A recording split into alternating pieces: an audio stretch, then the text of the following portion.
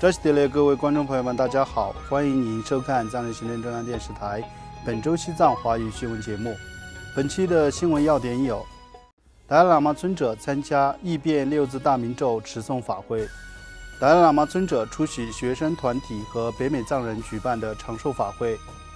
达赖喇嘛尊者致函祝贺李在明当选韩国总统。全球议员齐聚东京参加第9届世界国会议员支持西藏大会。藏人行政中央领导层与日本藏人和支持者展开互动。安全部长加日卓玛出席第30届至尊母亲杯足球联赛开幕式。藏人代表及华人联络官参加6·4事件36周年纪念活动。驻伦敦代表次仁央金访问苏格兰议会。下面请看详细内容。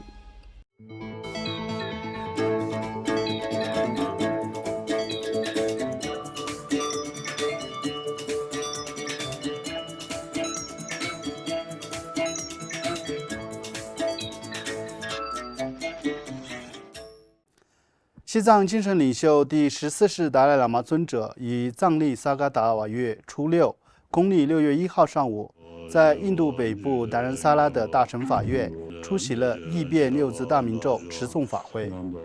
当天，达赖喇嘛尊者与琅杰寺主持中托荣波切以及约4000多名生熟信众共同持诵了观世音菩萨心咒六字大明咒。尊者在离开大乘法院前，还特地向觉沃瓦蒂桑布佛像和佛陀像洗礼参拜。此外，达赖喇嘛尊者于本周三6月4号上午，在印北达仁萨拉的大乘法院出席了由达吉林中央西藏学校前学生、纽约和新泽西藏人协会和明尼苏达州藏人基金会举办的长寿法会。达赖喇嘛尊者在法会上致辞时，讲述了他梦见佛陀慈爱地抚摸他头顶的梦境，表示这是对他一生所谓的肯定。尊者指出，尽管佛法处于渐衰时期，但仍能在自身中复兴佛法，甚至曾反对佛法的人，未来也可能升起信心。与此同时，达赖喇嘛尊者还于本周四6月5号上午致函李在明，祝贺他在韩国总统选举中获胜。尊者在贺函中写道：当今世界正处于极具挑战的时期，然而人类彼此之间的相互依存与一体性意识日益增强。朝鲜半岛的持久和平对全世界都至关重要。我相信您将继续通过外交与对话，坚持不懈地为实现该地区的持久和平做出努力。在贺函最后，达赖喇嘛尊者表达了他的祈愿与美好祝福。另外，由西藏人民议会主办、日本国会跨党派支持西藏小组协办的第9届世界国会议员支持西藏大会于本周三6月3号在日本国会大厦国际会议厅隆重召开。来自全球29个国家的142名代表齐聚一堂，共同商讨西藏的局势及未来前景。开幕式由日本参议院前议长山东昭子担任主宾，日本前首相夫人安倍昭惠和东本院寺第25任主持大谷常玉法师为特别嘉宾。西藏精神领袖第14世达赖喇嘛尊者特别致以视频讯息，而美国国会众议院南希·佩洛西和众议院麦考尔也发来视频致辞。在议长堪布索南丹培致欢迎词后，来自全球各国议会的议员、外交官与专家围绕会议主题展开了精彩的演讲和深入的讨论。在经过为期2天的讨论和商议后，与会代表最终一致通过了3项关键文件，即《东京宣言》、《东京行动计划》以及庆祝达赖喇嘛尊者90大寿的特别决议。该决议确认西藏在1950年遭中国武力入侵前是一个独立主权的国家，并且敦促中国无条件恢复与达赖喇嘛尊者代表和民选领导人之间的和谈，尽快就解决藏中冲突进行实质性的对话。同时呼吁中国释放第11世班禅喇嘛及所有西藏政治犯，反对将 Tibet 更改为西藏的行径，并向国际社会承诺提高对西藏生态环境的关注，并促进相关合作。大会进一步强调支持达赖喇嘛尊者的4大使命，重申达赖喇嘛尊者转世的唯一决定权属于尊者本人及甘丹破章，呼吁全球共同庆祝尊者的90大寿。而行动计划分为3大类别：国会行动、政府层面行动及联合国层面行动。大会还聚焦于反击中国的虚假宣传，应对权威主义挑战，推动国际外交解决压迫与人权问题，关注西藏的生态及其所受压制政策的影响，以及构建国际力量抗衡中国影响，并加强立法支持等内容。西藏人民议会议长堪布索南丹培、司政边巴次仁、副议长卓玛次仁、外交与新闻部长诺增卓玛、西藏人民议会部分议员、外交与新闻部秘书长及驻各国代表，与来自世界各国的议员及代表出席了会议。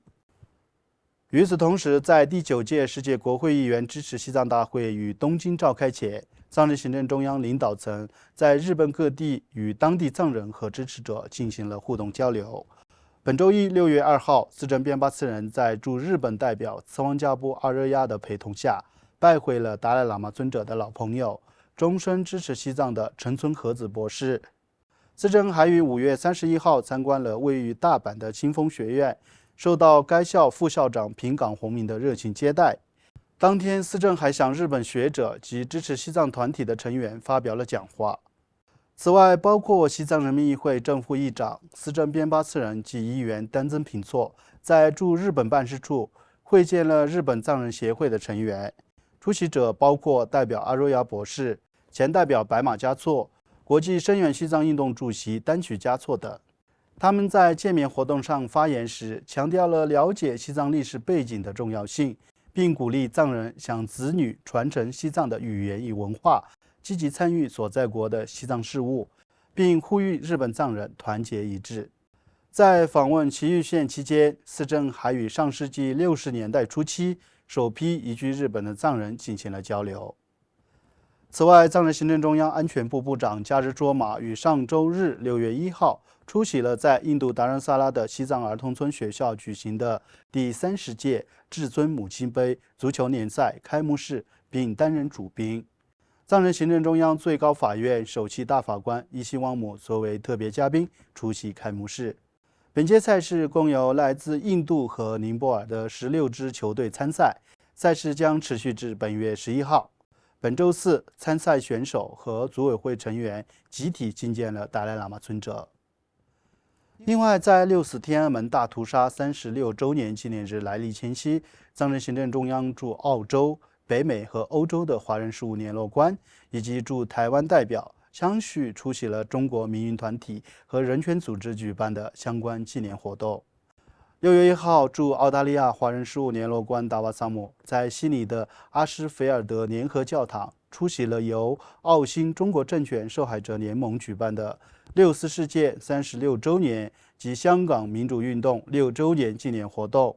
达瓦萨姆在活动上致辞时，分享了1989年达赖喇嘛尊者虽有与中方会晤的可能，却仍依然发表声明支持中国学生运动的往事。此外，藏人行政中央驻欧洲华人事务联络官桑杰加、驻北美华人事务联络官茨城嘉措和驻澳洲华人事务联络官达瓦萨姆，以及驻台湾代表格桑坚参，于本周一6月2号下午，与来自世界各地的代表一道，参加了由总部设在德国的民运组织、欧洲之声等团体共同主办的6·4事件36周年全球网络视频纪念大会，并代表西藏人民向1989年6·4事件中牺牲的英烈致敬。与此同时，驻台湾代表可桑坚参还于6月3号在6·4天安门事件36周年、刘晓波获颁诺贝尔和平奖15周年之际，参加了日本民间团体在东京众议院第一议员会馆举办的刘晓波是谁？8964天安门事件36周年纪念集会。请继续收看本期节目的最后一则消息。藏人行政中央驻伦敦办事处代表次仁央金于上周三5月28号出席了在苏格兰议会第5委员会会议厅举行的跨党派支持西藏小组例行会议。该小组召集人罗斯格里尔议员主持了会议。代表次仁央金在会议上发言时，特别感谢罗斯格里尔在议会中就达赖喇嘛尊者90大寿及转世问题提出的及时关切。他还在苏格兰前议员琳达·法比亚尼的陪同下参观了苏格兰国家博物馆，并向法比亚尼赠送了达赖喇嘛尊者的新书及哈达，以示感谢。5月30号，代表资深央金与罗斯格里尔议员以及西藏团结组织理事卡梅伦·加勒特等一同访问了桑叶林寺，拜见该寺主持喇嘛伊西沃瑟荣波切，并参观了寺院。观众朋友们，以上就是本期节目的全部内容。欲了解更多有关西藏境内外的讯息，请登录屏幕下方的网址。感谢大家的收看，我们下期节目再会。